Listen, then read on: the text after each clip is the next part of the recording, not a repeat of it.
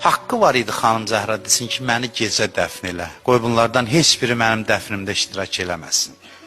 Bunların ləyaqəti yoxdur. Mən sizə bir söz deyim, bəşəriyyətin hələ ləyaqəti yoxdur ya, xanım Zəhranın qəbrini tanısın. Bəşəriyyət Həzrət Zəhra'dan məhrumdur hələ ki. Peyğəmbər ağlayır bir gün. Heç kəs cürət eləmir, soruşsun ki, ya Rasulallah, niyə belə ağlayırsınız? Çünki görürlər, çox qanı qaradır Peyğəmbər. Salman orada olur, deyirlər ki, sən bəlkə bir əlac eləyəsən. Salman deyir, mən əlacı bilirəm, Fatiməni çağırın gəlsin. Peyğəmbər Fatiməni görəndə həmişə şad olur. Fatimə, nə zaman Peyğəmbər Fatiməyə baxırdısa üzü gülürdü. Nə zaman Hüseynə baxırdı, ağlayırdı, həmişə. Salmana deyirlər, özün get çağır, bu ailəyə hamıdan yaxın sənsən.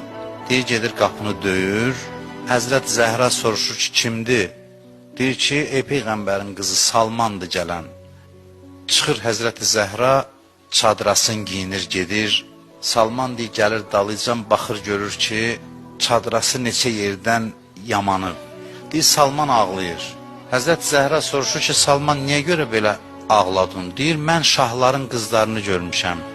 Heç rəvadır Peyğəmbər qızı belə yaşasın. Deyir, Salman, biz onları sərmayə eləmişik axirətimiz üçün.